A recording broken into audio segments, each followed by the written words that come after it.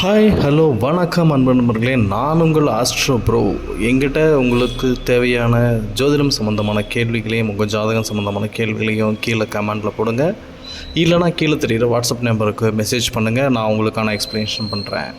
இன்றைக்கி நாம் இந்த வீடியோவில் எதை பற்றி பார்க்க போகிறோன்னா, குரு பயிற்சி முடிஞ்சிருச்சு.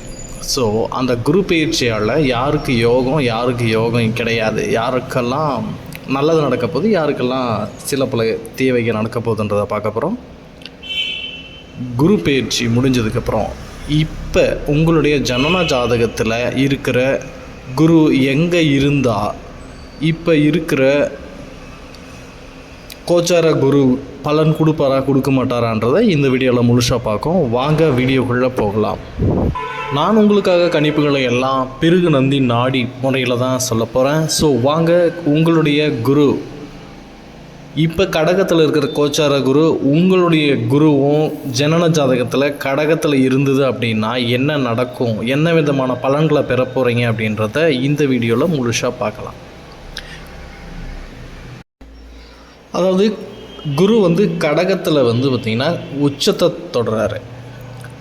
ஸோ உங்களுடைய ஜனன ஜாதகத்தில் குரு கடகத்திலேயே இருந்து இப்போ இருக்கிற கோச்சார குருவும் உங்களுக்கான உச்சத்தில் அமைந்திருக்கிறதுனால இந்த வருடம், அதாவது அடுத்த குரு பயிற்சி வரைக்கும் உங்களுக்கு ரொம்ப நல்லா இருக்க போகுது அப்படின்ட்டு சொல்லலாம்.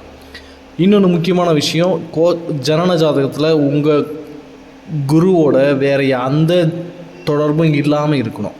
அதாவது வேறு எந்த கிரகமும் குரு தனித்த குருவாக இருந்துச்சு அப்படின்னா உங்களுக்கு மிக நல்ல பலன்களையே கொடுக்கும். இதுவே வேறு மற்ற கிரகங்களும் வக்கரமாக இருக்கிற மாதிரி இருந்துச்சு வச்சுக்கோங்களேன், நீங்கள் நம்ம கோச்சார குரு வக்கரமாக இருக்கும்போது ரொம்ப உஷாராக இருக்கணும்னு சொல்லுவேன். ஏன்னா குரு வக்கரமாகும்போது மற்ற கிரகங்களுடைய வக்கரத்தன்மையும் தான் பெற்று அதற்கான பலன்களை தரப்போகிறாரு. அப்போ உங்களுக்கு ரொம்ப நல்லதும் நடக்கலாம்.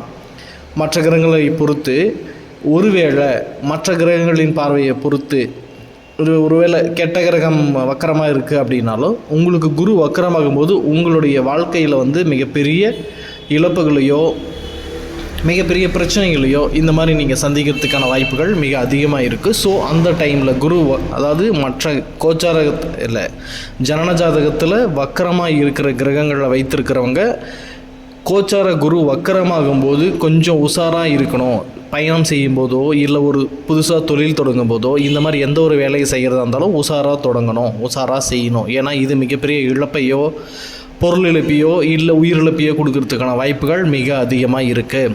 மற்றபடி கோச்சாரத்தில் இருக்கிற குரு உங்கள் ஜனன ஜாதகத்தில் குரு இருக்கிறவங்களுக்கு இது ரொம்ப மிக பொற்காலமாக அமையப்போகுது. நீங்கள் நினச்சது நடக்கும், உங்களுக்கான சலுகைகள் உங்களை தேடி வரும். குருவை பற்றி தெரியும் இல்லையா, நம்ம ஏதாவது வேணும் அப்படின்னு சொல்லி நினச்சோம்னா அது யாரோ ஒருத்தர் மூலிமா நமக்கு